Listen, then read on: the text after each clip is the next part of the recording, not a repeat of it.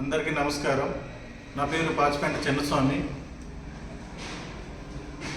నేటికి 10 రోజుల నుండి ఐటీడీఏ పాడేరు వద్ద గిరిజన గురుకుల ఉపాధ్యాయులు అవుట్సోర్సింగ్ ఉపాధ్యాయులు నిరాహార దీక్ష చేపడుతున్నారు.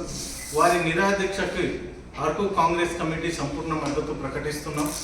ఇదే సందర్భంలో రాష్ట్ర కూటమి ప్రభుత్వము గిరిజన గురుకుల ఉపాధ్యాయులకు కాంట్రాక్ట్ ఉపాధ్యాయులుగా పరిగణిస్తామని హామీ ఇచ్చారు. ఆ హామీని అమలు చేయాలని, గిరిజన విద్యార్థులకు నష్టం చేకూర్చకుండా గిరిజన గురుకుల ఉపాధ్యాయులకు తక్షణమే వాళ్ళ విధుల్లోకి వెళ్ళి న్యాయం చేయడానికి చర్యలు చేపట్టాలని ఈరోజు కాంగ్రెస్ పార్టీని డిమాండ్ చేస్తున్నాం.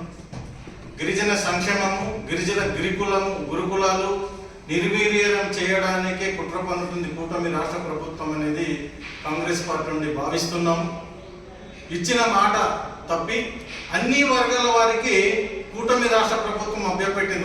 వాళ్ళ విజయం కోసం, వాళ్ళ రాజకీయం కోసం ప్రతి ఒక్క కార్మిక శాఖకు సుమారు 64 శాఖలు ఉన్నాయి. ఆ శాఖలన్నింటికి కూడా మేము అధికారంలో వస్తే మీకు అన్ని న్యాయం చేస్తాం, హామీని అమలు చేస్తామన్నారు.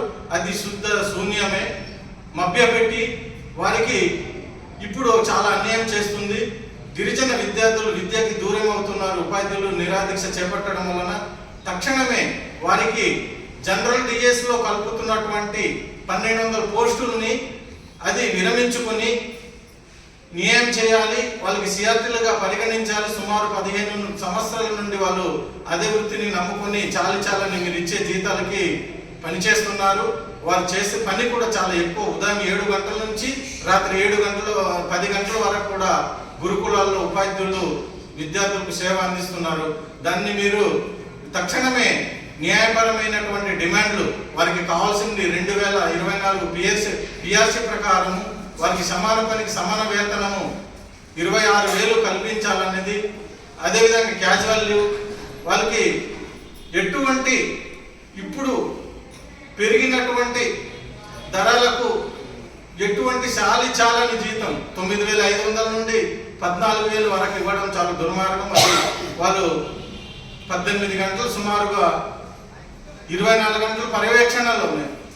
గురుకుల ఉపాధ్యాయులు పనిచేస్తున్నారు. వారికి తక్షణం న్యాయం చేయాలనేది అరకు కాంగ్రెస్ కమిటీ నుండి డిమాండ్ చేస్తున్నాం. వారికి న్యాయమైన కోరికలను తక్షణమే ఐటీడీఏ పిఓ గారు, కలెక్టర్ గారు, అల్లూరు సీతారామరాజు జిల్లాలో 4 ఐఏఎస్ అధికారులు ఉన్నారు. కానీ ఇక్కడ పర్యవేక్షణ లోపం అనేది కూడా భావిస్తున్నాం. 10 రోజులు అవుతున్న వాళ్ళు అక్కడ టెంట్ వేసి నిరాదీక్ష చేస్తుంటే కనీసము వారికి స్పందన కరువు లేకపోవడము, ఈ తెలుగుదేశం, జనసేన, బీజేపీ కూటమి గిరిజన నాయకులు కూడా కన్నెత్తి చూడకపోవడము చాలా దుర్మార్గము. వాళ్ళ అధికారం రావడం కోసం అభ్యపెట్టారు అన్ని వర్గాల వారికి. మేము వస్తే ఇది చేస్తాం, మేము వస్తే అది చేస్తాం, నిరుద్యోగ వృత్తి ఇస్తాం. ఇటు అందరికి మోసం చేసినటువంటిది ఇది కూటమి ప్రభుత్వంగా మేము భావిస్తున్నాం. తక్షణమే వారికి వెంటనే న్యాయం చేయాలి. వారి యొక్క న్యాయమైన కోరికలను నెరవేర్చాలి, సిఆర్టీలుగా పరిగణించాలనేది కాంగ్రెస్ పార్టీని డిమాండ్ చేస్తాం. జై కాంగ్రెస్, జై జై కాంగ్రెస్, జై కాంగ్రెస్, జై జై కాంగ్రెస్, జై కాంగ్రెస్, జై జై కాంగ్రెస్.